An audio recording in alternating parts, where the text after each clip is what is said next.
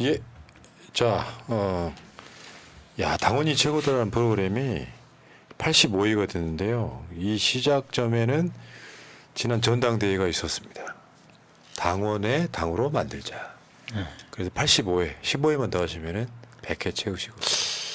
그렇게 됐군요. 네, 네. 그러니까요. 시작하겠습니다.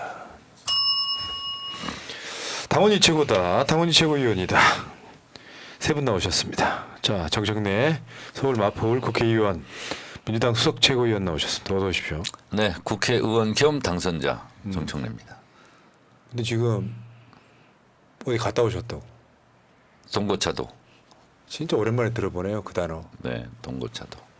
세월호 지금 관련해서 제가 2016년 국회의원 컷오프되고 근데 국회의원 임기가 얼마 안 남았을 때 국회의원이어도 국회의원 아니어도 세월호를 잊지 말자. 그래서 그때 처음으로 갔다가 지금 코로나 때 못 가고 거의 매년 지금 네. 동고차도는 어제 세월호가 다녀왔습니다. 침몰한 곳에서 가장 가까운 섬입니다. 네, 이렇게 손으로 닿을 듯하고 네. 그래서 그 험한 숲길을 헤치고 그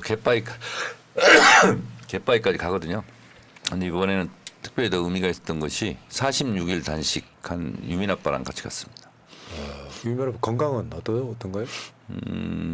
지금 에어컨 설치 사업하고 있습니다. 저번에 농사도 짓고 그러던데. 인디언 감자 농사 짓다가 네. 수지가 안 맞아서 지금은 이제 에어컨 설치하고 있습니다. 알겠습니다. 자, 그리고 김남희 경기 광명을 당선자 나오셨습니다. 어서 오십시오. 네, 안녕하십니까. 광명을 당선자 김남희입니다. 그 참 보면은 이런 게 있어요. 처음에 인재 영입되고 나서 네, 어디 지역을 가야 건지 궁금하고 그 지역 가서 이렇게 선거 운동하고 이 과정들 이렇게 계속 지켜봤잖아요. 네, 네. 근데 이번 총선은 그 꿈이 현실로 다 이루어지는 거예요. 그 혁신위원 때 인터뷰 한번 하셨고요. 네, 네, 맞아요. 그다음에 인재 영입 되고 나서 또 인터뷰 한번 하셨고요. 네, 맞아요. 그리고 여기 이 방송에도 한번 나오셨고요. 네, 네. 그다음에 또 따로 인터뷰 한번 했던 걸로 그렇죠. 기억하는데, 네, 네. 근데 인터뷰를 많이 할수록 어떤 생각이 드냐면 당선될 수 있을까? 이런 생각이 드는데 현실이 꿈이 돼서 나타난 아니, 왜 그렇게 생각하셨습니까? 품이 많이 들어간다는 건 이게 어려울 수도 있겠다 이런 생각을 해봤었는데 그렇군요. 다행히 네, 제가 19% 포인트 네. 차이로 네. 압도적으로 자, 승리했습니다. 살아 돌아오셨고요. 자, 네네. 그래요. 이제부터는 당선자시고 다다음 달이면 이제 국회의원이 되십니다. 네. 자, 박선원 인천 부평을 당선자 나오셨습니다. 어서 오십시오. 안녕하십니까. 부평을 당선자 박선원입니다. 예, 전 국정원 1차장이시고 그리고 이분이 그 유명한 홍영표 의원을 물리치고 사실 이번 선거에서는요 그런 지역구들은 국민의힘 후보가 누군지 잘 안 보이고 네. 홍영표 의원만 보였던 바로 그런 지역이 아닌가 싶어요. 네. 관심이 국민의힘 득표율 하나도 안 중요해. 홍영표 의원이 득표율이 굉장히 낮았죠. 예, 8.7% 나왔습니다. 그러니까 여론조사 때 자체 조사 그분들 자체 조사가 14%라고 그랬고요. 그다음에 이제 다른 언론사에서 조사했을 때 한 12% 나왔는데 최종적으로 8.7% 나왔습니다. 8.7%. 네. 참 민주당의 라벨이 이렇게 중요하다. 그렇습니다. 네, 맞습니다. 자, 여러분 본격적인 방송하기 전에 정청래 TV, 김남희 TV, 박선원 TV 이미 채팅창 상단에 링크를 올려놨어요. 아직도 구독 안 하신 분들 계시면은 꼭 좀 부탁드리고 제가 양해 말씀을 다시 구할 것은 우리 지지자분들도 총선 기간 내내 후원을 많이 하셨기 때문에 5월 달까지는 후원 홍보를 안 하는 걸로 하기로 했어요. 예, 잘하셨네요. 여러분들도 호주머니를 좀 세이브 하셔라 이런 의미에서. 예, 그래요. 저 근데 그때 나왔을 때 후원 계좌 없었는데. 근데 그걸 알아서 속으로 그럼 김남희가 손해긴 한데 이런 생각을 했었습니다만. 네네. 양해 좀 아니, 부탁드리고. 이해합니다. 근데 우리 이해합니다. 당선자분들도 이제 우리 지지자분들 생각을 좀 그렇죠. 해야죠. 그럼요. 맞습니다. 후원 대신 후원해서 당분간 즐겁게 노는 걸로. 그러니까 여러분 저기 채팅창 상단에 지금 링크가 있어요. 정청래, 김남희, 박선원 TV 좀 구독 좀 해주시기 바라겠습니다. 저는 자. 11,110 이론 해주신 분 있어요. 1번을 5번 찍겠다 그래가지고 예. 그리고 여기 나왔다가 보니까 한 300명 정도 후원을 하셨던데요. 정말요? 5천 원에서 10,000원, 5만 원도 있었고요. 정말 고맙습니다. 지금 저 후원하신 분들 중에 지금 점심을 안 먹는다는 분도 계십니다. 후원하느라고. 아, 저희 때문에 그러실 것 같아요. 생활비가 이렇게 네. 비어서 네. 미안합니다. 감사하죠. 네, 네, 감사하고 정말 미안합니다. 감사합니다. 네. 근데 김남희는 감사할 게 없잖아요. 그러니까 저는 후원을 그때 먹으면 그냥 후원 늦게 기자가 나오는 거네. 늦게 나오는 바람에 다음번에 다음에 네, 2월 네, 달쯤 알겠습니다. 나오면은 또 네, 후원 네. 많이 싸주실 겁니다. 아이고 감사합니다. 예. 네. 자 총선 이야기로 가볼게요. 그러니까 이제 이게 5월 한 달 동안 당원 지지보다는 당선자분들 주로 나오실 텐데 당선 감사 인사 우리가 민주당만 해도 175석을 얻어갔는데 그 중에 다 들어볼 수는 없지만 네. 우리랑 인연이 있는 분들은 당선 감사 인사를 하셔야 되는 게 좀 맞다고 생각하고요. 네. 자 김남희 변호사 당선 축하. 지금 저 장면인데 저분이 두 분이신가요? 네, 저희 남편입니다. 잘생기셨네. 아, 네, 그런 얘기 많이 들었습니다. 아 그렇습니까? 자 당선 감사 인사 새날 가족분들께 당선 네. 감사 인사 듣겠습니다. 네, 제가 사실 이제 정치 초보고 갑자기 이제 광명을 전략 경선을 하게 돼서 많이 부족해 보이셨을 텐데 많이 응원해 주시고 정말 뜨겁게 지지해 주셔서 제가 이런 결과를 얻을 수 있었던 것 같습니다. 이게 모두 다 그 당원들 덕분이고 또 시민들 덕분이라고 생각을 합니다. 제가 잘나서 된 거는 전혀 없는 것 같고요. 결국 다 민주당을 사랑하시는 많은 분들께서 민주당의 영입 인재니까 한번 믿어보자 이런 마음으로 찍어주셨던 것 같아요. 그래서 제가 이 마음 잊지 않고 좋은 역할 꼭 하고 여러분이 자랑스러워하는 그런 국회의원이 되도록 노력하겠습니다. 예. 감사합니다. 빙고. 모범 답안. 그렇죠, 그렇죠. 예. 저는 제가 영입 근데 인재들 처음 교육할 때 그 얘기 했었죠. 예. 국회의원이 되더라도 내가 잘나서 국회의원 네. 됐다고 하는 순간 다음 재선 안 된다. 네. 그래서 항상 나는 부족하지만 우리 당원들 지지자들 때문에 됐다. 이 마음을 잊지 말아야 된다. 이렇게 얘기했는데 야, 안 잊었어. 학습력이 뛰어난데. 네, 뛰어나네. 아, 근데 고시 사실 출신. 예, 서울대 법대 나와서 최연소 연수원생 네. 그러면서 로펌에 있다가 뭐 연봉 고액 연봉 뿌리치고 사실은 사회 봉사활동 한 거거든요. 제가 봤을 때는 그걸 돌려받은 거예요. 네, 돈 안 되는 일을 했던. 네, 그렇죠. 네, 네. 그걸 좋게 보셨던 것 같아요. 네, 착한 사람이라고 생각해 주셨던 것 같아요. 알겠습니다. 그리고 박세련 네. 당선자님도 한번 볼까요? 저 장면은 근데 내가 다 해봤는데요. 이것만 안 해봤잖아요. 저 꽃다발 걸면 어떤 느낌이에요? 나 궁금해 죽겠어요. 일단 무겁습니다. 네, 맞습니다. 진짜 무거워. 네, 무거워요.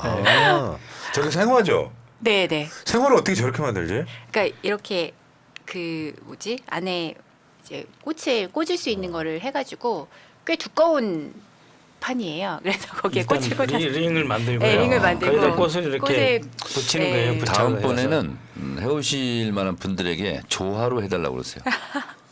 저는 아. 4년 전에 조화로 했거든요. 네. 똑같습니다 지금. 아, 그걸 계속 사용하는 거예요. 혹시 그거 버리셨어요? 집에 아니요, 아니요. 걸어놨습니다. 그거를 보관해야 된다고 하더라고요. 그래서 잘 말려가지고 네. 보관하라 그래서 드라이 플라워가 되고. 네네 지금 드라이 플라워가 근데 됐습니다. 조화는 똑같아요. 사진 찍으면 다 생화처럼 보이고 실제로 그러네. 만져봐야 돼. 아. 그게 기술이 발전돼 있어요. 자, 알겠습니다. 박 당선자님 당선 소감.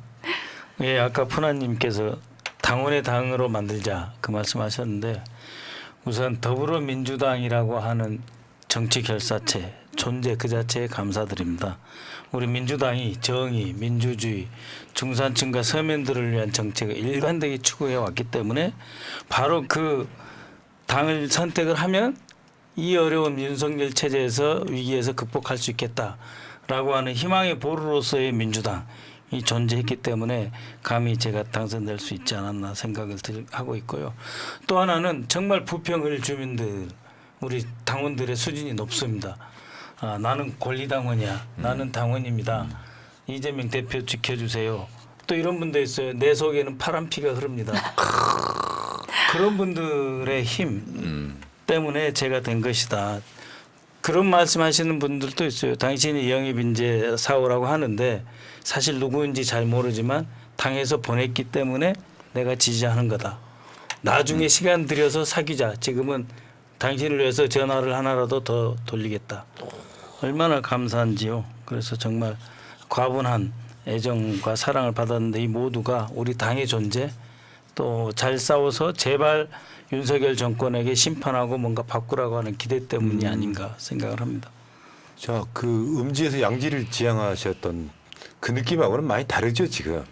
사실 적응하기 쉽진 않았습니다. 예, 음지에서 쭉 살고 어디 활동할 때도 남이 안 보이는 데에서만 사람 만나고 그랬는데 국정원에서 예, 이제는 사람 있는 대로 찾아다녀야 되기 때문에 예, 적응하는 점이 국정원 제가 또 정보 일을 해봤잖아요. 원래 정보 요원들은 흔적을 남기지 않는다 이게 원칙이거든요. 근데 정치인이 됐잖아요. 흔적을 많이 남겨야 돼요. 업적도 내야 되고 성과도 네. 내야 되고 법안도 네. 발의해야 되고 그래서 국정원에서 일할 때 음지에서 일하고 양지를 지향한다 그랬잖아요. 예, 이제 음지에서 일하고 예. 양지만 지향하는 게 아니라 진짜 양지에서 일하고 양지를 지향하는 그러니까요. 그리고 이제 이런 분들은 또 쓰임새가 많잖아요. 우리 같은 사람이 못 해본 거를 알고 계시는 분이기 때문에 쓰임새가 많을 것 같습니다. 그러니까 국정원 출신들이 거기에만 안 빠지면 돼. 음모론에만 안 빠지면 돼.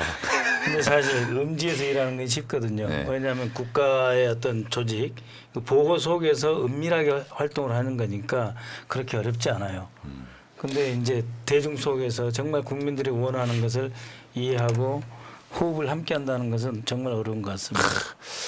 자, 그러면은 짧은 동영상 하나만 보고 이 김남희 변호사 쇼츠인데요. 자, 앞에 한 짧아요. 꼬맹이들 모습만 보여주세요. 출발. 김남희 화이팅! 화이팅! 화이팅! 여기까지. 이게 동원했어요? 아니에요. 그게 아니라 실제로 저런 상황들을 겪으면 되게 힘날 것 같아요. 장난 아니죠. 진짜 힘나죠. 그게 네. 최근에 어떤 보도가 있었냐면 지역구를 갔는데 네. 어린 아이들이 민주당 후보들을 많이 응원하더라. 맞아요. 근데 정말 그게 그래요. 가정교육의 결과물이었다. 그런 것 같아요. 그러니까 아버지 엄마가 윤석열을 막 욕하면서 네. 그러니까 일본 애들이 찍어야 다 민주당 된다. 후보를 지지했다. 네. 실제로 많이 겪으신 일들인가요? 네, 저도 진짜 지역에서 그 초등학생 이런 애들이 와가지고 사진 찍어주세요 막 이러는 거예요. 그러면서 얘기를 하는데 우리 엄마가 1번 찍으라 그랬다 뭐 그런 얘기를 하면서 그리고 윤석열 대통령이 뭐 문제다 뭐 심지어 막 무슨 전두환 얘기까지 꺼내면서 이들이 나름 집에서 굉장히 그 전두환. 정치에 대한 많은 학습을 하고 또 관심을 많이 갖는 것 같아요. 네, 그래서 굉장히 그 과정들이 좀 감사하고 또 근데 힘이 많이 감사한 났습니다. 건 감사한 건 감사한 거고 네네. 힘들었던 거 솔직하게 조금만 하나씩만 짧게. 아, 힘들었던 거는 이제 저 같은 경우에는 제가 경선을 했잖아요. 그래서 처음에 이제 그 광명을에 경선하러 내려갔을 때 사람들이 진짜 너무 걱정이 많으셨어요. 왜냐면 제가 이제 인지도가 너무 없으니까 그 유명인도 아니고 그래서 진짜 그 광명을에 계셨던 당원 분들이 이겨야 되는데 이제 얼굴이 하얗게 질려가지고 너 어쩌다가 여기 왔냐 막 무슨 생각으로 온 거냐 막 이러면서 너무너무 걱정을 많이 하셨고 그래서 제가 그때 마음의 부담이 정말 컸고 제가 그 선거운동 기간 동안 5kg가 넘게 빠졌거든요. 그래서 근데 이제 오히려 경선 끝난 다음엔 좀 괜찮았는데 경선 기간에는 내가 이걸 제대로 하지 않으면 당원들이 너무나 실망할 것이고 당에도 제가 누가 될 수 있다는 생각을 하니까 정말 하루하루가 그 스트레스가 말할 수 없었던 것 같아요. 더군다나 거기는 광명 시장을 오래 한 양기대 후보가 그쵸. 있었기 때문에 네, 그것 때문에. 굉장히 어려웠을 상황. 근데 그걸 이겨내셨어요. 네네 인지도가 그분이 너무 세니까 너무너무 걱정하셨는데 근데 제가 이겼습니다. 네. 그랬죠? 생각해보면 그랬죠. 네. 자, 다음에 우리 박선원 당선자님은요. 네. 뭐가 제일 힘드셨어요? 거기도 지금 홍영표 의원이 있어요. 예, 마찬가지 경선 들어갔을 때 힘들었는데 더 힘든 건 뭐냐면 3월 10일 경선 끝나고 3월 25일까지 약 2주 동안 여론조사 결과가 안 나온 거예요. 그러니까 한 15%에서 18% 정도를 홍영표 의원이 가져가면 진다. 그런 그 판세 분석이 쫙 깔려 있어가지고 조직에 힘이 잘 안 붙는 거예요. 그러다가 3월 25일 경에 이제 뭐 제가 50% 이상 나오고 홍 후보가 12% 미만 나온다고 한 그 여론조사 발표 이후에 조직에 힘이 확 붙더라고요. 그 2주 동안 정말 깜깜이 오리무중 정말 그 목에서 정말 저절로 그냥 갈증이 아이고. 나고요. 그런 상황이 있었습니다. 이 두 분이 경선을 했거든요.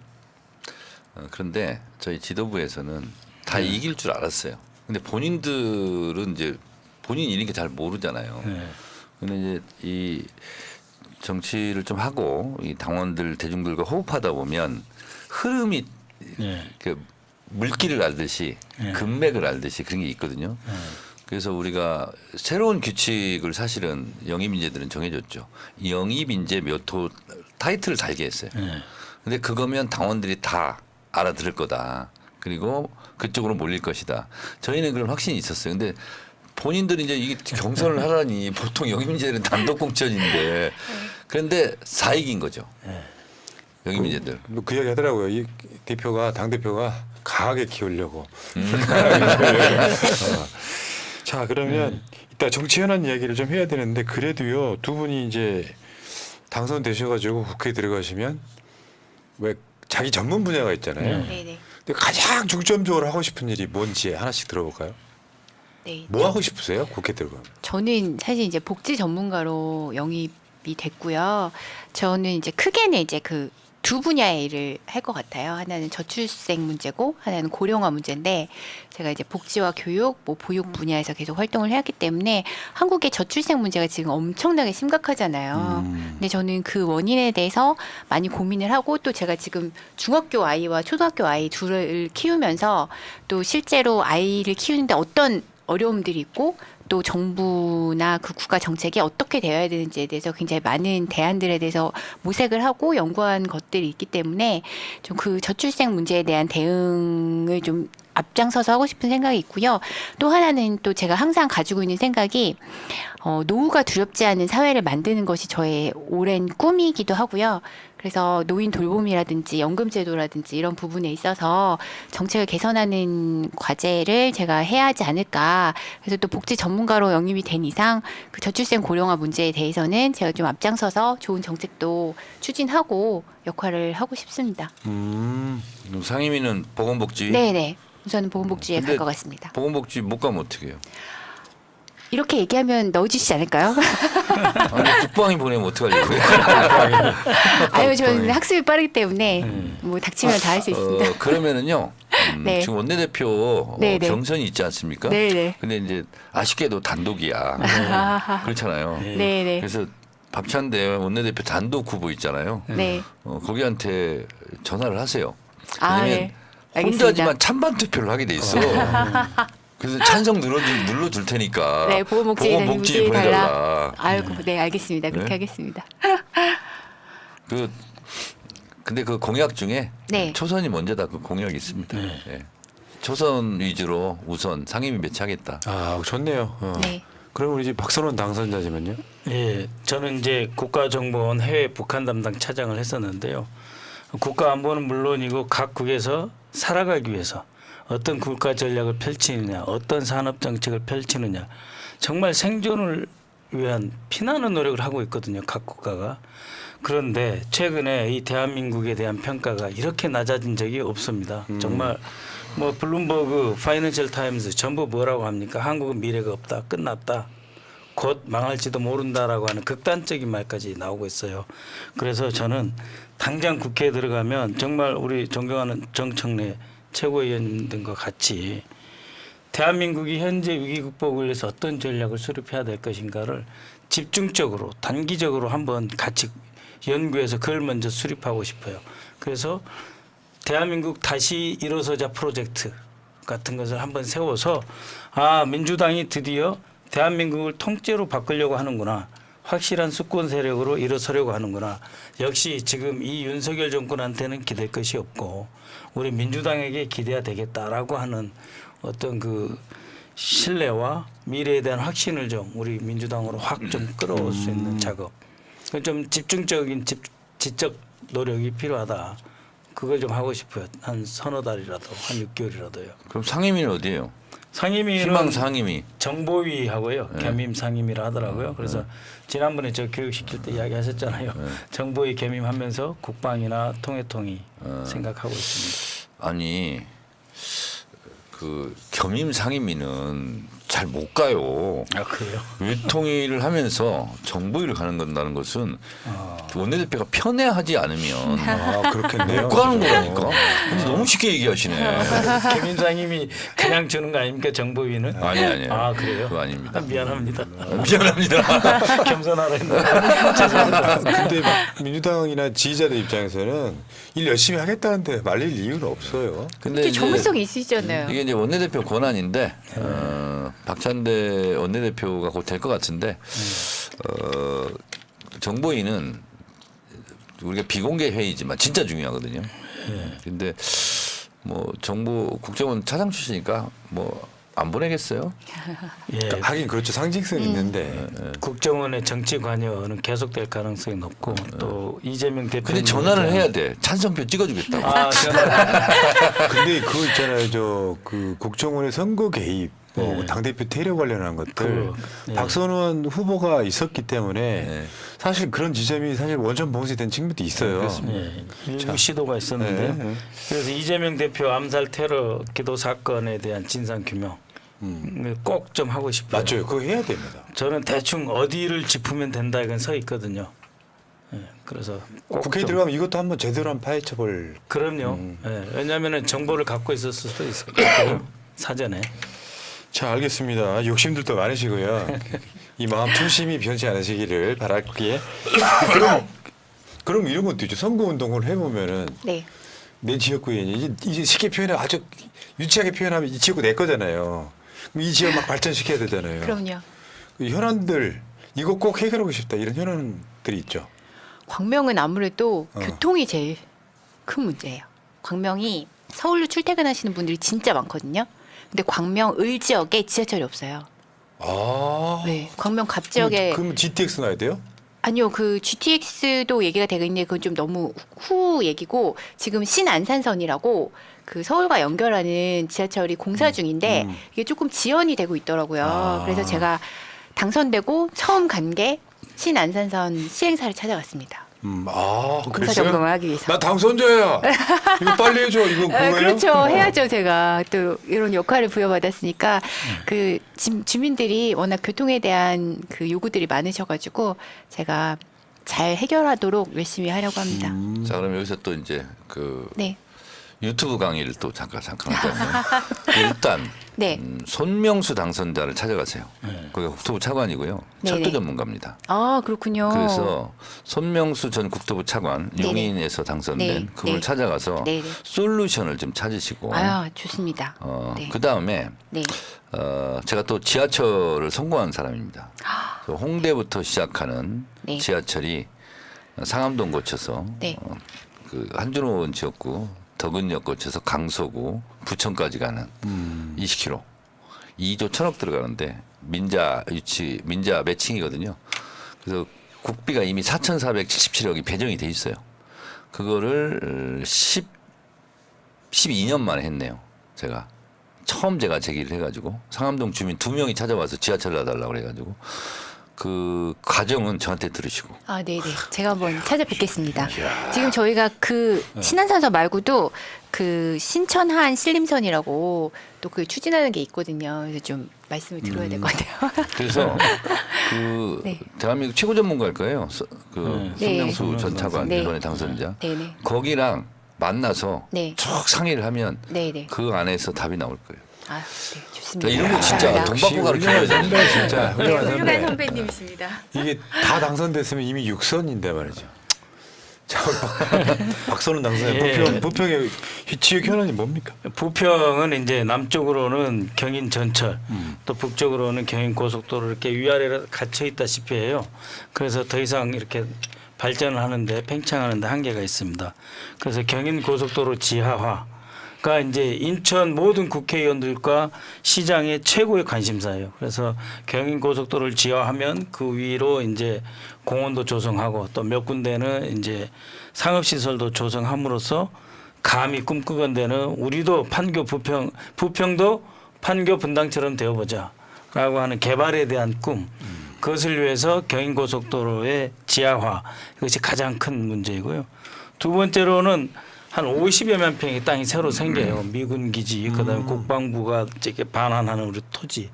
이것을 가지고 그동안 밀집되어서 더 이상 빽빽하게 발전의 여지가 없었던 이곳에 새로운 숨통이 트이는 거거든요. 그래서 약 50여만 평을 제대로 개발을 해가지고 부평이 원도심, 구도심이 아니라 신도심이 돼서 정말 좀 쾌적하고 행복한 또 새롭게 그 인구가 들어오고 일자리도 넘치는 그런 부평을 만들기 위해서 함께 열심히 하겠습니다. 야, 첩첩산중이네요. 이것도 바로 첩첩삼중 맞습니다. 그 교육에 들어갑니다.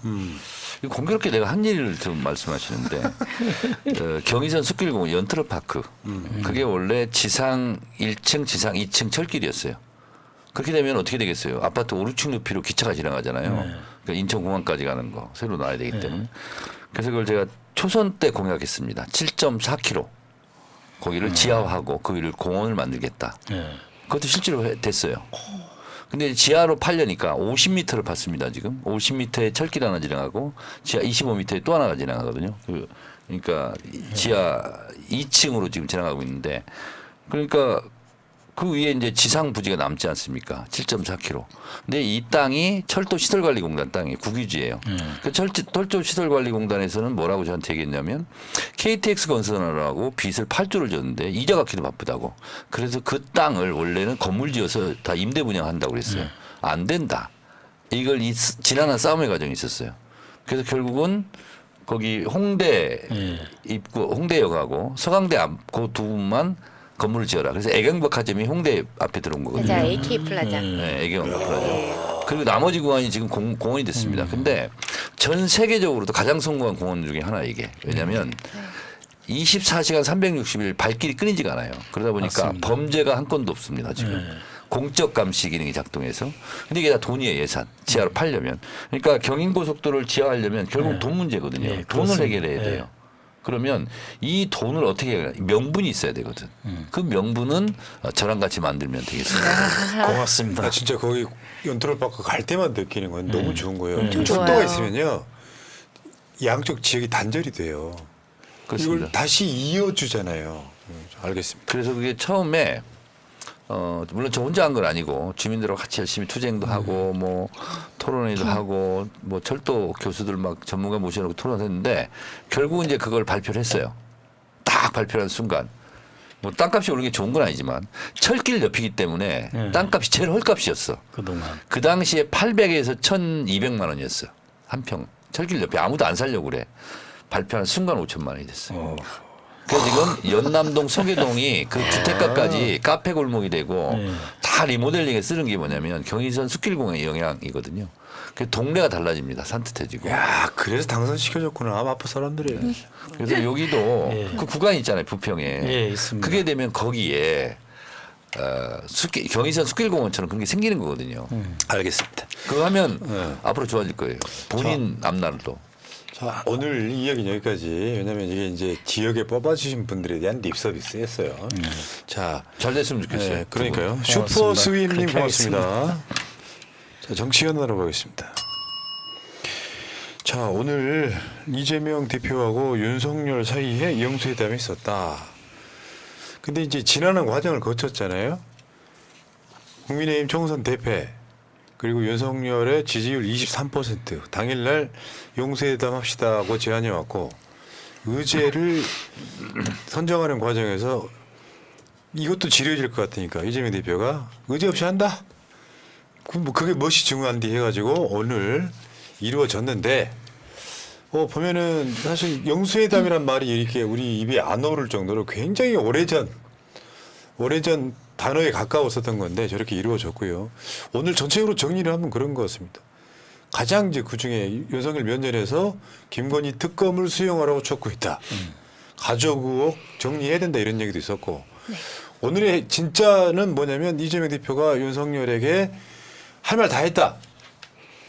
그러고요. 오늘 그 이재명 대표가 요구했던 사항까지 한번 보겠습니다. 10가지인데요. 전국민 재난지원금 지급해라. R&D 예산 왜 예산 내년으로 넘기냐? 추경해서 해라. 전세사기 특별법, 의료개혁특위, 연금개혁, 이태원 특별법, 최상병 특검, 가족 의혹 정리, 재생에너지로 산업 재편, 실용 외교까지 10가지 정도를 요구했고요.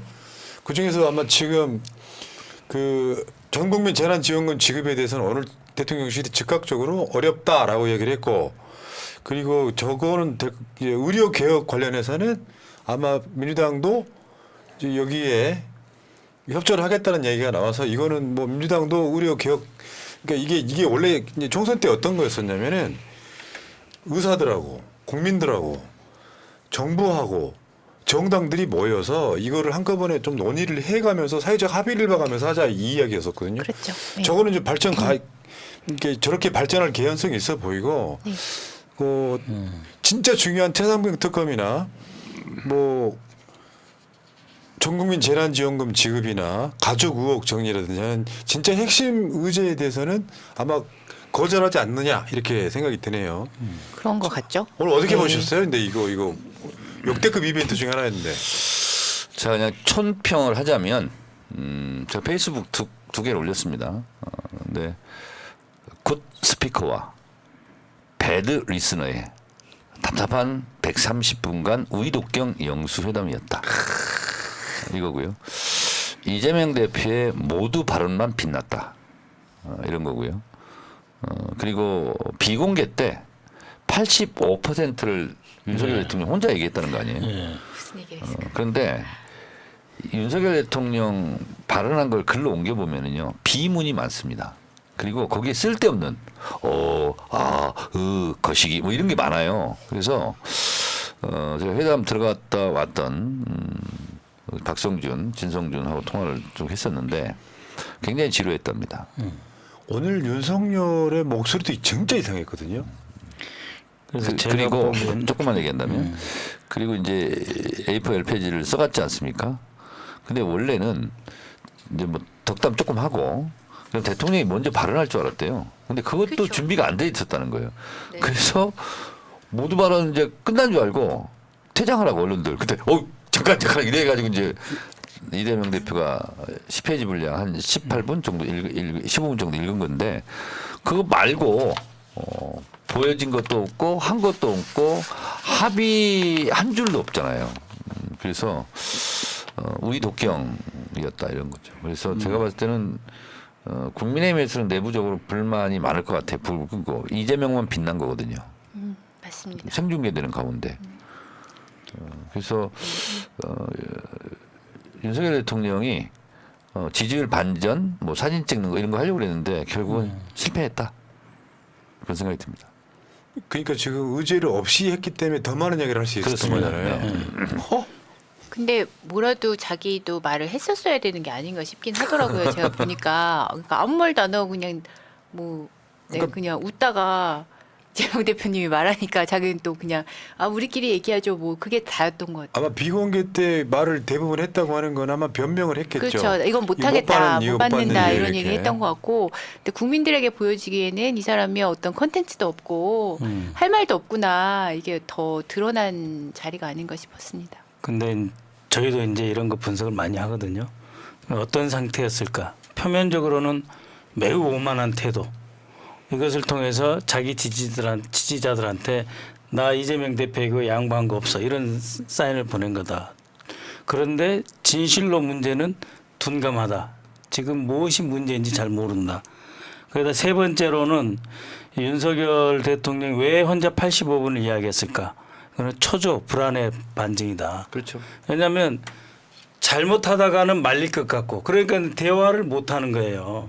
대화를 해서 말려서 10가지 중에 서너 가지는 주게 돼 있거든요. 그렇기 때문에 일방적으로 쏟아붓는 것 같아서 매우 오만하고 고압적인 것 같지만 동시에 그 뒤에는 자신이 밀리고 있던 현 상황에 대한 불안함과 초조함이 같이 깔리는 거예요. 그러니까 현재 윤석열 대통령의 그런 상태를 우리가 명확히 봐야 됩니다. 불안하고 초조하면서 겉으로는 오만하고 내가 쥐고 있어. 그럴 때 우리는 차근차근 정확하게 국정을 이런 식으로 끌고 가야 되는 데에 대한 인내심을 잃지 말고 제대로 공격하고 제대로 국민의 뜻을 반영해서 지금 하는 대로 가시면 된다. 10가지 요구 네. 반복적으로 가시면 된다. 저는 그렇게 봅니다. 대출 라이트 거기에 추가를 하면 이런 거거든요. 카메라가 있을 때 이재명 대표 발언할 때 제가 태도를 봤거든요. 근데 메모지 있고 이러고 듣고 있더라고요. 근데 보통 경청을 잘하는 것은 보통 이렇게 하고 메모를 하면서 메모를 하면서 이게 아 이 말을 이렇게 하는구나. 그럼 내가 어떻게 이걸 얘기해야 되거든요. 그냥 이러고 있더라고. 근데 기본적으로 머리가 빈털털이에요. 그렇기 때문에 실제로 빈털털이 회담인 거고 말을 많이 했다는 건 뭐냐면 이런 거거든요. 내가 많이 알면 정확한 말, 전국을 찌르는 말만 하면 되는데 사태 파악이 안 되고 국정 방향도 없고 철학도 없고 국정 현안에 대한 파악도 없다 보니까 내가 그렇지 않다는 것을 역으로 보여주려고 자꾸 떠버리는 거거든요. 이게 그런 심리거든요. 그러니까 그냥 숨이 일관하지도 않고 그냥 아무 말 대잔치 한 거예요. 그러니까 듣고 있는 사람들은 졸릴 지경이죠. 근데 하여튼 뭐 그 남의 말을 원래 안 듣는 사람이라고 그런 평은 있더라고요. 그래서 자기 하고 싶은 말만 하고 그리고 검찰이라는 일 자체가 남의 얘기를 잘 들어주는 그런 직업이 아니잖아요. 그 대통령으로도 역할을 할 때 그러니까 자기 하고 싶은 말만 하고 소통을 하지 않는 그런 캐릭터를 계속 유지하고 있는 것 같다 이런 생각이 들었습니다. 그 자리는 원래 이제 검사는 자백을 받는 자리죠. 그렇죠. 네. 자, 근데 확실히 그런 것 같습니다. 5년의 임기를 가진 대통령이 2년 동안 자기 임기를 단축시켜버린 겁니다. 제가 봤을 때는. 방법은 세 가지밖에, 윤석열의 결말은 세 가지밖에 없는 상태가 됐어요. 야당하고 공동정권하는 거예요. 소위 협치. 그렇지. 식물 생각은 대통령으로 없죠. 네. 임기를 나머지 보낼 것이냐, 네. 아니면 어떤 사건이 결정적인 게 하나 터져서 날아가고, 탄핵을 당할 네. 것이냐, 이 세 가지밖에 없는 상태.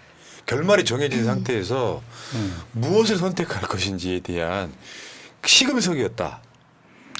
그러니까 이런 심리 상태입니다. 이게 윤석열 대통령이 예를 들면 자신감이 있거나 어떤 사안에 대해서 명확하게 꿰뚫거나 해박한 지식이 있으면 들어줄 수 있는 윤석열 대통령 입장에서 보면 덜 손해보는 것을 하나 들어줘야 되거든요. 그러면 거기서 이제 두 가지가 있죠. 야, 내가 여기서 들어주면 계속 밀고 들어오겠지. 내가 밀린다. 이렇게 생각할 수 있고요. 하나는 뭐냐면 날카로운 예봉을 꺾는 효과도 있잖아요. 근데 제가 봤을 때는 들어줬어야 돼요. 몇 개를 수용했어야 돼요. 그렇죠. 네. 그러면 어떤 언론 플레이가 가능하냐면 아 이거 내가 진짜 들어주기 어려운 건데 야당 대표가 왔기 때문에 내가 수용했다. 그러면서 야당의 예봉을 꺾는 효과가 있거든요.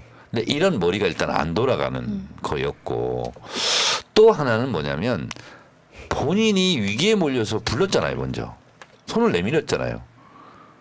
그러면 본인이 빈궁한 입장이에요. 그러면 그거를 뭔가를 하나 들어줌으로써 야당의 협조를 이끌어낼 수 있잖아요. 그러면서 이번에 이거 수용했는데 다음번엔 다른 거 논의합시다.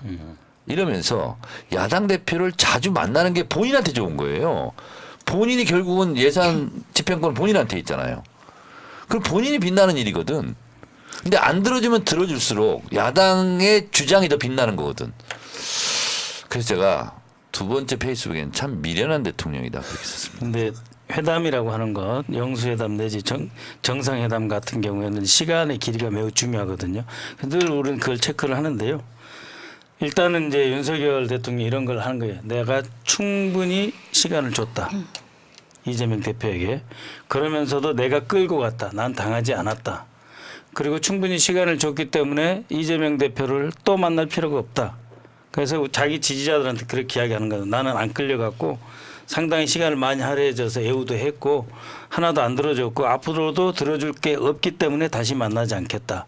그렇게 해서 벽을 쌓은 거예요. 그래서 정청래 최고위원님 말씀대로 미련한데 그 미련함이 어느 정도 미련하냐면 그냥 벽을 꽉 세워버림으로써 자기도 돌아갈 데가 없는 스스로 가둬버린 거예요. 자기를 차단시켜버린 자기의 행동과 선택의 그 수단과 범위를 좁혀버릴 정도로요 아둔하고 미련한 거죠. 근데 이번에 그렇죠. 총선 결과에 대해서도 그 윤석열 대통령은 자신은 잘못한 게 없고 한동훈 때문에 망했다라고 생각을 하고 있다고 그렇게 얘기가 돌더라고요. 그렇죠. 전국을 예. 돌면서 천정까지 써가면서 그렇죠. 내가 네, 저는 선거운동 해줬는데 나는 지금까지 대통령으로서 한 게 아무 잘못이 없고 그냥 한동훈이 잘못한 거다. 그렇기 때문에 내가 학교 선배? 굳이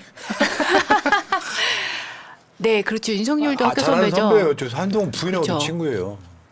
친구 아니에요.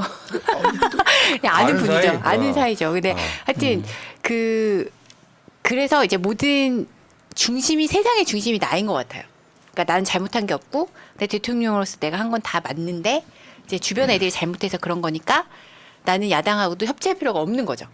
기본적으로 야당은 나의 적이니까. 그러니까 윤석열 대통령의 심리 이런 겁니다. 뭘 모르니까 뭘 다 아는 척을 하는 거예요. 진짜 아는 사람들은요. 나 이거 몰라. 자신감 있게 얘기합니다. 그렇죠. 그리고 공부를 많이 하면 할수록 질문거리가 생기는 거예요. 공부를 안 하면 뭘 질문할지를 모르는 거예요. 지금 그 상태인 거예요. 뭘 들어줘야 되고 뭘 컷해야 되고 뭘 미뤄야 되고 이게 지금 갈피가 없는 갈피를 못 잡고 있는 거예요 지금. 그러니까 계속 아무 말도 않지를 한 거예요. 그리고 내가 85%를 주도권을 행사했다 이렇게 생각하는 거예요. 기가 막힌 거예요. 지금. 오죽했으면 그래서 저 중앙일보인가요? 다음 대통령은 유튜브를 보는 사람이 아니라 뉴욕 타임스를 봐야 된다 이렇게 얘기를 했고 아, 네. 이게 그런 것 같아요. 지난 2년이 스스로가 퇴로를 막은 상태에서 극우 정치를 해왔기 때문에 극우 정치죠. 선거 결과에 대해서 책임을 지는 방법이 그냥 끌려 내려오는 것만 남은 거죠. 그러니까 제가 계속 말씀드려 왔지만 일반 상식선에서 이해가 가능한 정치를 해왔으면 정책이 인기가 없어가지고 총선에 참패했더라도 끌려 내려오란 말을 안 하죠. 근데 상당수 국민들을 적으로 돌리는 상태에서 극소수 지지자들 정치를 했기 때문에 이 상태에서 국민들이 계속해서 이제 끌어내려라고 하는 건데 여기서 만약 이미지라도 채우려면 이재명 대표한테 백기투항해야 되는 거죠 사실. 그렇죠. 네. 법으로 협치를 정해진 해야죠. 임기이기 때문에 네네. 백기투항을 하면 국민들이 끌어내리지는 마라 이렇게 돼야 되는데 그렇지. 그 마음이 들 수 있도록 해야 되거든요. 근데 저는 정말 최근에 윤석열 대통령의 말 중에서 가장 망언적 명언이 뭐냐면 앞으로 정치하겠다. 아니 2년간 그럼 정치를 안 했다는 건데 대통령은 정치의 정수예요. 아, 근데 그동안 통치했다라는 와, 거고. 저는요. 네. 손흥민 선수가 나 지금까지 앞으로 축구하겠다 이런 거하고 똑같은 거예요. 그럼 지금까지 2년간 축구를 안 했다는 거잖아. 아니, 이런 망언적 명언이 어디 있냐고. 근데 오늘 그 쭉 나온 걸 보면 확실히 이건 비극입니다. 우리 국민들에게 비극이에요. 누구나 말이죠. 25만 원 민생회복 지원금을 이야기를 하면 아, 그 정도로 어렵구나. 정말 그거 해야 되는구나. 예산 되는지 한번 제대로 한번 체크해 볼게. 다음은 얼마라도 25만 원 다 안 되면 반씩 나눠서라도 해볼게 하는 게 정치적으로 자기한테 유리해요. 불리하지 않습니다. 그런데 국민들이 얼마나 어려운지를 모르는 거예요. 오로지 25만 원 민생회복지원금이라고 하는 걸 덥석 물면은 이재명 진다고 대표한테 생각하는 진다. 거죠. 네, 진다고 생각하는 진다. 거죠. 여기서 밀리면 안 된다. 앞으로 계속 밀릴지도 모르는데 여기서 내가 버텨야 된다. 대통령이 그렇게 나오면 우리 국민들이 비극의 경험을 해야 되기 때문에 그 비극을 해소해야 돼요. 국민은 그 비극을 해소할 수 있는 방법을 찾을 수밖에 없습니다. 자 그리고 미래난 대통령이라고 제가 얘기를 한 이유 중에 하나가 예를 들면 전국민 지원금 25만 원씩 예. 예를 들어서 여당의 입장에서 못 한다고 쳐요. 그러면 자기들이 대안을 얘기하거든요. 왜냐하면 20만 원 한다든가 하다못해 선별적으로 한다든가 뭐 그래가지고 시속 게임이 돼야 되잖아요. 근데 그냥 안 아예 하는 그냥 거죠. 못한다 네, 이렇게 된 못한다. 거잖아. 네. 그러면 국민들이 생각할 때 뭐가 되겠어요? 아, 이재명 대표는 우리에게 고마운 사람. 그렇죠. 윤석열 대통령은 저 우리한테 아무런 도움이 안 되는 사람. 이렇게 가잖아. 그러면 적어도 45대 55는 만들어야 될 거 아니야. 그래서 저는 그 윤석열 대통령도 그렇고 한동훈도 보면서 느낀 게 정치라는 영역이 그렇게 만만한 게 아니다. 그러니까 아무런 경험이 없잖아요. 그 두 분 다. 그래서 정치라는 건 기본적으로 사람의 마음을 얻어야 되는 그렇죠. 것이고 누군가와 소통과 합의를 통해서 그 타협을 해 나가는 그런 과정인데 검사라는 직업 자체가 무조건 누군가를 힘으로 짓누르고 권력으로 짓누르고 이것이 익숙한 상태이기 때문에 나는 옳고 내가 맞으니까 다른 상대방은 내가 들을 필요도 없고 만날 필요도 없고 소통할 필요도 없다. 딱 이런 태도로 정치를 하니까 지금 말하는 걸 들으니까 정치를 하지도 않으니까 이런 비극적인 그렇죠. 상황이 되는 것 같아요. 그러니까 그 보수 언론들 이야기처럼 경험 없는 사람을 대통령 시키지 말라는 게 맞아요. 정청래 보세요 지금 아까 모든 대안을 내놓잖아요. 경험으로 만들어진 거예요. 그럼요. 예. 근데 정치해본 사람이 아닌 사람이 대통령에 올라가니까 자기는 왕이 된 거잖아요. 그렇죠. 예. 내가 다 옳고. 그러니까 지금은 2년 동안 검사 정치한 거예요. 검사들을 동원해가지고 폭압적인 정치를 했던 그러니까 건데 정치도 짓누르는 아니고 거. 정치를 2년 동안 안 했다는 얘기잖아. 그냥 네. 수사만 했다는 얘기지. 그러니까 그래서 자기도 국민과 함께 이렇게 땅으로 내려와서 세상을 한번 바라볼까 했다가 땅에 발이 닿는 순간 아뜨거라고 도망가는 거예요. 예. 그 이게 근본적으로는요. 제가 방송을 많이 해왔던 얘기긴 한데 극우 지지층에다만 서구를 하니까 어떤 상황이 벌어지냐면 지지율이 갤럽 23 이렇게 오늘 여론조사 꽃도 23점 뭐 그래요. 근데 만약에 이재명 대표의 요구를 들어주면 진짜로 3전도의 구력이 된다. 그러면 핵심 지지층까지 빠진다. 그러니까 그 극우랑 정치를 하다가 정치 아닌 그 정치를 하다가 결국에는 지금도 극우만 끌어안고 있는 맞습니다. 결국 망하는 길밖에 없는 거예요. 그럼요. 예. 근데 그 극우 지지층 안에도 어려운 사람들이 꽤 많이 있거든요. 그 사람들이 빠져나오면은 이거는 정말 브레이크 없는 거예요. 이제 그리고 지지율 하락이라고 하는 것은 진짜 뭘 모르는 게요. 예를 들어서 이재명 대표가 제안한 25만 원을 결단을 해서 딱 했어. 그러면 나중에 남는 것은 윤석열 대통령이 집행을 한 거잖아요. 맞죠. 그렇게 되는 이재명 거죠. 대표는 정책적 제안을 한 거잖아요. 그럼 기억하는 것은 윤 대통령에 대한 고마움이에요. 그걸 몰라. 미련한 거지. 그러네요. 아니 그러면 그 뭐 집행하고 그러잖아요. 그거 다 있잖아요. 정부에서 나눠주는 거예요. 예전에 이런 말 한 적이 있습니다. 저희가 예전에 우리가 정책을 다 했는데 결국은요. 우리가 그때 지자체 단체장을 많이 뺏겼을 때요. 다 지자체를 통해 나가는 거야. 열린우리당 이런 때 있잖아요. 뭐 하잖아요. 그래서 복지예산 집행을 복지부에서 하지 않고 지자체로 다 돌렸어요. 그럼 나눠주는 건 다 구청장이 나눠주고 그렇죠. 시장이 네. 나눠주고 군수가 나눠주는 거야. 근데 국민의힘이 훨씬 더 많아. 예를 들면 지금도 그렇잖아요. 그러면 예를 들어서 구청에서 나눠주고 온 거거든. 어디가 더 많냐고 지금. 기초단체장. 그러니까 지금 그 이재명 대표가 이거 요구했던 정말 사항 답답해. 중에서 답답합니다. 그래도 무리 없이 받아줄 수 있는 것 또는 협상을 해볼 수 있는 게 25만 원이었거든요. 그렇죠. 윤석열 본인이 가족 의혹 해소해달라 이거 못하는 받죠. 상황 못 받죠. 누구나 다 알고 그렇죠. 최상병 특검도 마찬가지예요. 본인이 범인으로 추정되는 그렇죠. 사건이에요. 네. 그러다 보니까 25만 원이라도 일단 한번 이걸로 한번 첫 발을 떼보자 이렇게 됐어야 되는데 오늘 저쪽 일성이 25만 원 안 되었어요. 이런 뭐 그러니까 그리고 그거는 또 하나는 뭐냐면 얘기하세요 먼저. 그거는 이제 자기 머릿속에 그렇게 들어있는 거예요. 부자 감세 외에 어떠한 경제 정책도 어떠한 복지 정책도 악이고 잘못된 것이다. 자기는 그거 할 생각이 없다. 부자 감세 그것만이 정이고 옳은 정책이다라고 하는 도구마에 사로잡혀 있는 거예요. 그런 사람이 무슨 나라를 지금 살피고 국민을 또 살피겠어요. 하나 진짜 제가 이 윤석열 대통령 포함 대통령실 사람들이 미련하다고 한 것이 의대정원 문제 있잖아요. 본인은 이 풀기 어려워요. 그러면 야당이라는 지렛대를 이용해서 푸는 거거든요. 기대기 정법으로. 그러면 좀 머리가 돌아가는 사람들 같으면 이재명 대표가 그건 맞다. 야당도 협조할 자세가 돼 있다. 그럼 덥석 받아야 되는 거예요. 그 즉시. 그렇죠. 좋습니다. 그럼 우리가 천천히 해결할 것과 지금 당장 해결할 것인데 의대정원 문제는 바로 그럼 실무 협상을 합시다. 그렇죠. 그래서 야당, 여당, 청와대, 의협 만나가지고 논의탭을 빨리 만듭시다. 네. 그 내일부터라도 들어가는 거예요. 그러면 이건 답이 나와 있는 겁니다. 박근혜 정부 때도 문재인 정부 때도 의대 정원을 하자고 그랬어요. 그리고 박근혜 정부 때 의대 정원을 한다고 그랬을 때 보수 언론이 지지했어요. 똑같은 아니에요. 거의.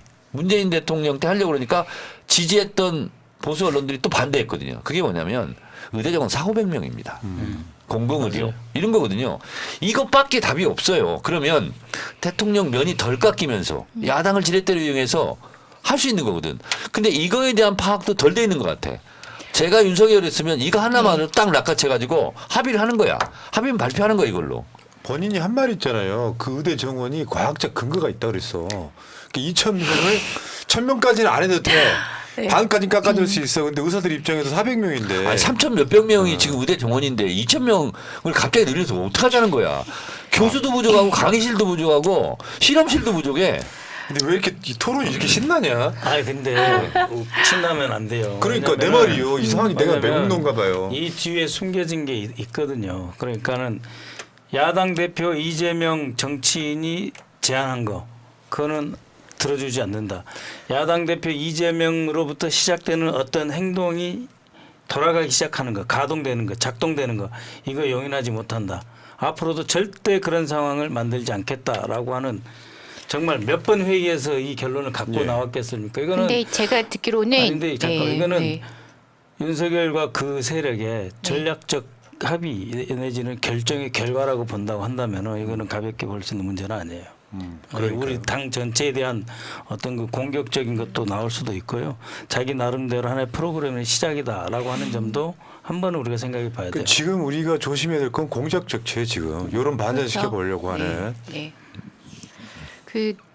근데 대통령실은 어떤 생각을 하는지는 잘 모르겠는데 제가 듣기로는 남의 말을 안 듣는데요. 그러니까 대통령실에서도 뭔가 합리적인 대안을 말하는 사람이 있었을 수 있잖아요. 그런 사람들에 대해서 굉장히 공격적으로 다 다 쳐냈기 때문에 이제는 주변에는 거의 관심밖에 남지 않았다 이런 얘기들이 있더라고요. 그게 왜 그러냐면요. 대통령이 국정 방향, 국정 현안에서 파악하고 있으면 갈피를 잡잖아요. 그러면 누가 참모가 얘기했을 때 그건 이거고 저거고 그래서 받아들일 건 받아들이고 안 받아들겠는데 본인이 뭘 모르는 상태이기 때문에 뭘 너 나 무시하는 거야? 이 심리가 있는 거예요 그렇죠. 지금. 네. 그러니까 자기 말만 하는 거야. 그렇죠. 네. 지금 내가 봤을 때 자격지심이 자격지심. 작동하는 정확한 상황인 것 용어가 같고. 자격지심이에요. 근데 이제 문제는 최해병 특검으로 한번 가보면요. 네. 5월 2일 날 지금 본회의 하겠다는 거고 지금 박선원, 김남희 당선자는 사실은 상관없어 보이지만 이 최해병 특검이 결국 윤석열 정권의 임기를 결정한다. 전 그렇게 보거든요. 요거를 그냥 물론 본인이 이제 예를 들면 특검 임명권도 본인한테 있잖아요. 그럼 민주당이 특검을 임명하게끔 진상규명을 하게끔 만들어주는 태도가 제일 중요하다고 생각해요. 이거 갖고 윤석열이 흔쾌히 받아들여서 사건의 진상이 드러나도 저는 탄핵당할 정도는 아니라고 생각해요. 흔쾌히 받아들인다는 전제하에 사과 사안이었다고 좀 더 생각해. 근데 요거를 거부권 행사하는 쪽으로 가면 두 분 당선자들의 몫이 커지는 거죠 이제. 다시 한번 또 하게 되죠. 되는. 네, 계속하게 그래서 되죠. 여기 지금 네. 최상병 특검은 윤석열 명운이 걸려 있는데 이게 굉장히 센 게 오는 거잖아요 지금 내일 모레. 네. 그야말로 호미로 막을 것 가래로도 못 막는 상황이 벌어지는 거죠. 지금 박정훈 대령을 그렇게 곤경에 빠뜨리게 하고 그 과정에서 이제 다 나오는 거 아니에요? 이시원 공직기강 비서관 한번 생각해 보십시오. 청와대 아니 우리 정부 때 문재인 정부 때 청와대에 민정수석이 없다. 그럼 최고로 센 사람은 공직기강 비서관이에요. 이것을 안보실 통해서 해결하려고 한 것도 아니고 공직기강 비서관 통해서 즉 지금 민정수석도 없는 현재 대통령실에서 대통령의 뜻을 받아서 뭘 집행할 수 있을 때 가장 공무원한테 막강한 사람이 공직기강 비서관이에요. 이거는 비서실장보다 더 센 사람이에요. 이걸 가지고 유재훈 법무관리관의 팔을 삐뚤어서 서류를 회수하고 조작하게 만든 거잖아요. 근데 왜 그렇게까지 무리를 뒀을까요? 저는 계속 그게 숫자를 미스테리예요. 보면서 예, 그게 미스테리더라고요. 아니 그냥 네, 별두개 날리는 게 예, 그게 그렇게까지 큰 일도 그걸 아닌데. 보호하면서까지 정권을 네. 위험한 상태까지 빠지는 맞아요. 왜 그랬을까? 두 가지 썰이 있죠. 하나는 김태효의 민원. 그러니까 김태효가 친한 임성근. 네. 또 하나는 임성근의 로비 썰.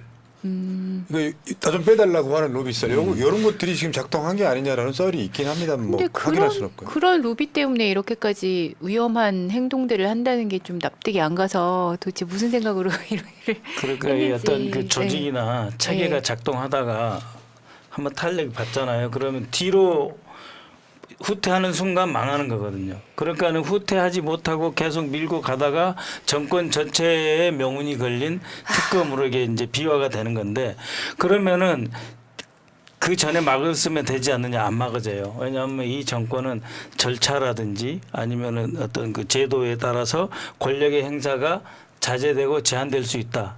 이런 걸 인정하지 않거든요. 합리적인 대통령이 기분 의사결정이 나빠서 안 되는 하자는 건 거죠. 해야지. 네, 네. 왜 집행하지 않아? 거기서부터 시작된 정권에 내재된 권력의 성격, 제왕적이고 전제주의자 윤석열 대통령의 그 성격이 그대로 투영된 그 대통령실의 운영 방식이기 때문에 안 막아지는 거예요. 그 일설에는요 이시원이가 한동훈보다 신임하는 최측근이라고 하더만요. 그 언론에 많이 이시원이- 드러나지 않았던. 이시원이 소위 그 간첩 조작 사건 한 그렇죠. 그 검사 출신이잖아요. 그러니까 그 검찰에서 예산 집행, 특수활동비 집행했던 그 직원과 이시원이를 데리고 온 게 윤석열 입장에서는 양손의 쥐인. 최측근이기 때문에 약점도 있으니까 더 충성하는 네. 사람들 요 네. 개념이 있잖아요. 참. 근데 지금 그 본회의 열리면요, 이거 5월 2일날 통과시킨다는 설 사실 그 날짜가 그것밖에 없더라고요. 네, 그거밖에 없습니다. 그리고 거부권 행사를 할 수 있는 기간 2주간 있잖아요. 그래서 28일 날 이렇게 해서 2일 날 28일 날 이렇게 한 건데 뭐 국회의장 공고가 저 국회 정문에 붙어 있습니다. 5월 2일 날 한다고. 나 뭔가 제깍 다가오는 뭐 어떤 윤석열 입장에서는 아직도 심각성 못 느끼나요? 못 느끼는 것 같아요. 근데 있잖아. 그런 것 같아. 우리가 그 지뢰밭 이런 게 있을 때 있잖아요. 대인저, 위험 이렇게 읽잖아요. 근데 대인저를 안 읽고 단거 이렇게 읽는 것 같아. 그거를 정확하게 전달해 주는 사람이 없는 게 아닌가. 어차피 듣질 않으니까. 저기 들어가야 되는 거구나. 네. 대인저가 아니라 단거를 읽으니까. 자기는 정당했다고 생각할 수도 있어요. 그 정도는 희생할 수 있지. 그 정도 일은 일어날 수 있는 거야. 그러려고 자식 군대 보냈잖아. 그 국방의 의무로 그 정도 희생을 할 수 있어라고 하는 본인은 갔나요? 구조적인 인명 경지 풍조가 있는 거예요. 나라가 운영되는데 그 정도 희생은 따라도 된다라고 하는 태도가 있기 때문에 왜 그거 정도 조작을 못해? 왜 그거 문서 회수 못해? 이런 식으로까지 발전해 나가는 거예요. 그렇죠. 자기 합리화, 네. 확증 편향 이런 네, 것들이거든요. 확증 편향이 진짜 심한 거 그러면 같고. 저 이번에 통과는 되는데 거부권도 행사할 것 같고. 네. 그런데 어. 국민의힘 내부에 이제 반란표가 나올 수 있죠. 그것을 이제 우리가 한번 기대를 한번 해보는 거죠. 그리고 지금 분위기에서 이 최배용 특검을 예를 들면 국민의힘 내부에서는 벌써 이제 공개적으로 이거 처리해야 된다. 뭐 나오더라고요 보니까. 그래서 제의가 다시 거부권 행사에 대해서 제의를 할 때 국민의힘 내부에서 분란이 굉장히 일어날 것 같아요. 그래서 이철규를 지금 원내대표 만들려고 하는 거 아니에요? 그런 거죠. 윤재옥 원내대표 휘하에 국민의힘이 의총을 열어가지고 이거 막자 이렇게 됐는데 실행력이 떨어질 것 같다라고 하면은 실행력이 담보된 체제로 다시 바꾸는 거죠.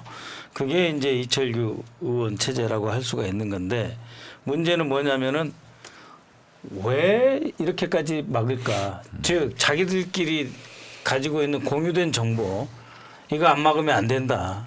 이거 안 막으면은 이시원 다음은 바로 비서실장이거나 이시원 다음에 바로 윤석열 대통령일 수 있다라고 하는 어떤 공유된 정보와 공유된 공포심.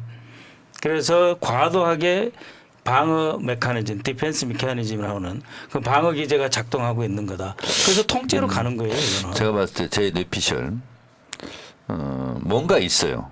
그러다 보니까 신범철 공천 주고 그 임종득. 봉화에 네. 임종득 주고 왜냐하면 그거는 이거 줄 테니까 조용히 있어. 이것도 입틀막인 것 같아 내가 봤을 때. 근데 이제 뭔가 하나 있잖아요. 결정적인 뭐 양심 고백이라든가 이게 나오면 그냥 끝나버리는 거예요 지금. 그러니까 굉장히 불안한 상태이지 않을까 이런 그렇죠. 생각이 좀 들고. 태명대 사령관, 임성근 근데 사단장에다가 이게 뭐냐면 도주 대사에다가 한 사람을 한순간 속일 수는 있어도 많은 사람을 여러 기간 동안 속일 수는 없거든. 이런 게 하나 있고 또 하나는 이제 확증 편향 우리가 얘기를 많이 하지 않습니까? 그 다음 단계가 있습니다. 붕괴 직전, 몰락 직전에 있는 감정 독재 현상이에요. 이게 뭐냐면 볼 것만 보고 막 하다가 이제 망해가는 것을 느끼기 시작하잖아요. 그러면 스스로 감정 독재에 휩싸인다는 거예요. 심리 상태가. 그렇게 되면 더 틀어맞고 더 폭압적이고 막 이렇게 나거든요. 거기서는 반드시 뭔가 튕겨져 나오게 돼 있어요. 그 전 단계가 아닐까? 지금 언론을 자꾸 쥐어 짜는 것도 왠지 그런 심리 상태가 있는 것이 네. 아닌가 싶습니다. 그러니까 이게 별 사건 아닌 사건을 어떻게 네. 보면 제 말이 돌아가시고 이런 게 별 사건이 아니란 뜻이 아니에요. 네. 운영하다 보면 있을 수 있는 사건이 일어났어요. 요거를 막고 막다 보니까 스스로가 이게 어마어마하게 그렇죠. 키워놓은 거예요 지금. 네, 사건이 더 정권의 명운이 걸린 상황까지 가버렸고 거짓말이 결정적으로 드러나면 저는 윤석열을 임기 중단시켜야 된다는 국민 여론이 더 빗발칠 거라고 생각합니다. 총선 시그널도 그거잖아요 지금. 역사적으로 보면 박종철 열사 사건이요. 2단계 폭발을 하지 않습니까? 탁 치니까 억하고 죽었다. 아 그게 아니다. 이렇게 돼 있었다가 이것을 은폐 조작했네. 이것이 이제 명동성당에서 5.18 때 김승훈 신부가 폭로하지 않습니까? 그러면서 6월 항쟁의 불꽃이 점화된 거거든요. 그래서 그 사건 자체도 중요하지만 이것을 만약에 은폐, 축소, 조작했다라면 그게 더 폭발력이 큰 거거든. 그래서 지금 돌아가는 형국으로 보면 뭔가 숨기고 있는 것 같지 않습니까? 예. 이것이 전문 용어로 뽀롱이 나는 순간 근데 걷잡을 이제 수 없게 되는 거죠. 그래서 이제 숨기는 게 무엇이냐 하는 건데요. 청와대에 5년 저도 있어보고 저 국정원도 한 4년 이상 있어본 경험에 비춰보면은 최초 지시자의 VIP가 연루되지 않으면 이렇게 안 해요. 그럴 것 같아요. 네. 그리고 그걸 막기 위해서 하나를 투입을 했는데 못 막아. 또 뒤에도 못 막아. 그럼 갈수록 화가 나고 이 조직 전체 문제가 되는 거예요. 그래서 숨기는 것의 핵심은 최초 지시자가 가장 많은 권한을 갖고 있는 그분일 수 있다. 그래서 그것이 허물어지는 순간 다 망하는 거죠. 그러니까 하나의 거짓말을 막기 위해서 10가지 거짓말이 필요하다고 그러니까 했잖아요. 네. 꼬리에 꼬리를 무는 거짓말이 이제 이어지는 거고 그런 의미에서 박선원 당선자께 긴급 질문이 있습니다. 국방부 장관이 본인이 결재했던 것을 뒤집지 않습니까? 예. 국방부 장관에게 그런 것을 만약에 국방장이 시켰다면 그 사람은 누구라고 추정이 됩니까? 그거는 최소한 비서실장이거나 안보실장이죠. 그렇지 않고 최소한, 네. 장관 같은 장관급이거든요. 안보실장도 그렇고 비서실장도 그렇고 같은 장관급인데 대개 보면 같은 장관급 실장이라도 비서실장이 더 세죠. 그러니까는 이시원 공직기강 비서관이 김태호에게 보고를 했겠는가? 비서실장한테 보고를 했을 가능성이 더 높죠. 자 그렇다면 2차 긴급 질문. 비서실장이 만약에 했다라고 치면 네. 스스로의 아이디어일까요? 아니면 누구의 또 지시를 받았을까요? 어떤 분이 그렇게 말씀하셨죠. 비서실장은 자기 생각이 없다라고 말씀하신 분이 있는데 그게 거기까지만 어디까지나- 우리 얘기하자고. 그러니까요. 그 최근에 해병대 사령관을 유임시켰어요. 굉장히 이례적인 사건이고 인사를 땡겨서 했다. 임기가 끝나가면 해병대 본부에서 뭔가 이 어떤 증언이 나올 가능성이 있어서 해병대 사령관을 유임시키는 상황이 왔다. 그러니까 계속 말도 안 되는 이종섭 도주대사랑 똑같은 맥락으로 지금 입을 틀어막고 있는데 이게 어디서 터질지 모르는 윤석열 입장에서는 정말 잠이 하나도 안 오는 상황일 텐데 불안불안하죠. 결국 이번 마지막 임시국회 때 민주당이 그냥 여론의 표현대로 하면 폭주할 명분을 줘버렸어요. 맞습니다. 받았어야 돼요. 근데 제 보기에는 거기서 제일 약한 고리가 누구냐면 유재은 법무관리관이라고 봅니다. 공수처에서는 다시 소환하고 있고. 왜냐하면 이분이 이제 문재인 정부에서 임명이 됐어요. 근데 법무관리관인데 국방부잖아요. 근데 이제 여성을 좀 맡김으로써 조금 더 공명 정대할 거다. 여성들이 법 집행할 때 조금 더 공명 정대한 측면이 있어요. 아 그렇습니까? 네, 그 조금 그 지금 이거 남자들 들으면 좀 이렇게 네, 그럴 수 있는데 아니 근데- 그 여성 외교장관과 여성 국방장관이 전쟁을 덜 일으킨다는 경험적인 연구도 사실 있어요. 그래요? 네, 그 있어요. 아니, 저도 청탁을 이거는 덜 입증된 받죠. 거죠. 아니 근데 제가 좀 이렇게 카바링을 할게요. 예, 어머니 전문 아버지 이야기하는 돌아가셨는데 부부싸움 할 때 보면 어머니가 좀 더 옳더라고. 아니 원래 인류 진화학적으로요. 네. 가장 진화한 동물이 여성이에요. 최초 감사합니다. 발언에 확실히 문제가 있었던 것 같습니다. 아니 근데 진짜 여성 정치인이 남성 정치인에 비해서는 청탁이나 이런 것들에서 조금 자유로운 면이 있는 것 같아요. 그러니까 여성의 문화 자체가 아 근데 이제 네. 오늘 방송 직전에 보도 하나 나온 게 김계만 해령대사령관 소환 통보했습니다. 이제 네. 한나씩 올라가고 있는 올라가야 거예요. 돼요. 네. 그러면 이종섭이 이제 네. 그 위에 뭐 임성근일 수도 있고 이종섭 위에 거기 가면 이제 거기서는 이제 이시원 뭐 이렇게 가겠죠. 야 재밌어지네요. 재밌는 게 아니라 사실은 국가의 어떤 또는 윤석열 정권의 명운이 걸린 사건이기 때문에 국회가 민주당이 어떤 식으로 대처할지 우리가 예상했던 대로 저는 가야 된다고 생각을 하는데 네. 자 어쨌건 지금 오늘 여러분들이 보고 계시는 이 시점에 지금 전국이 아마 시간이 지나서는 굉장히 회자되는 바로 그 지점일 거다. 저는 그렇게 봅니다. 이 시점에 이시원은 어떤 생각을 하고 있을까요? 그러니까요. 네. 기초가 주목이 됩니다. 죄수의 딜레마. 유재현은 나는 공수처 가서 상당히 중요한 부분 불었을 거라고 봐요. 그럴 수 있죠.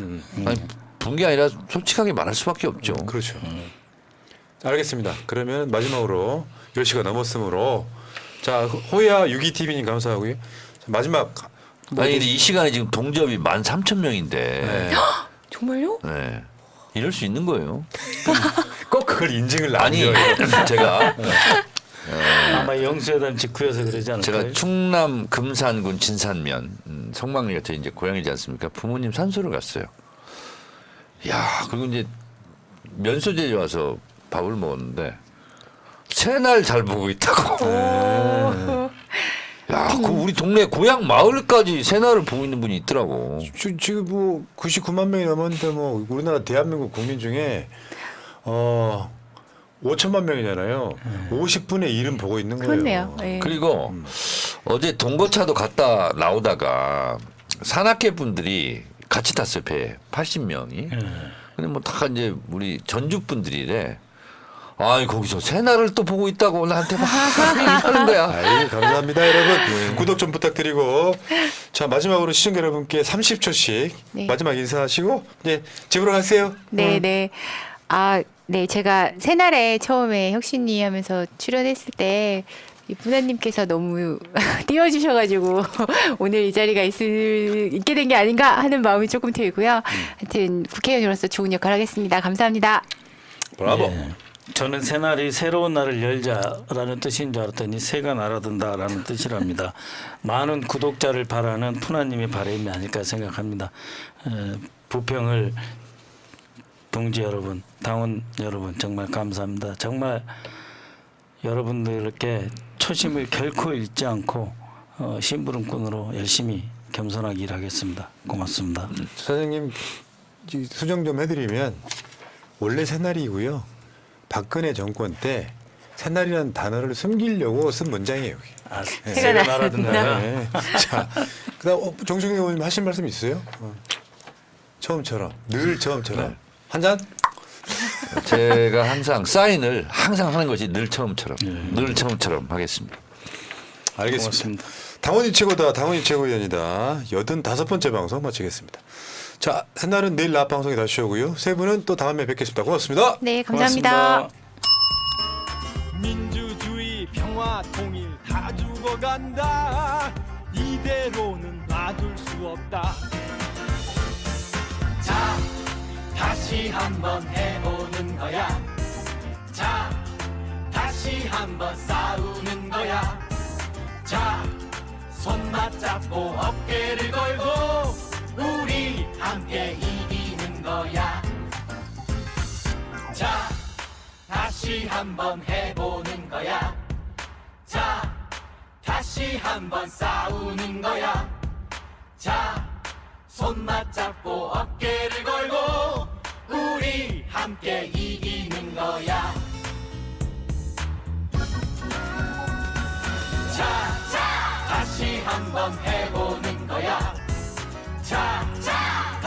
한번 싸우는 거야.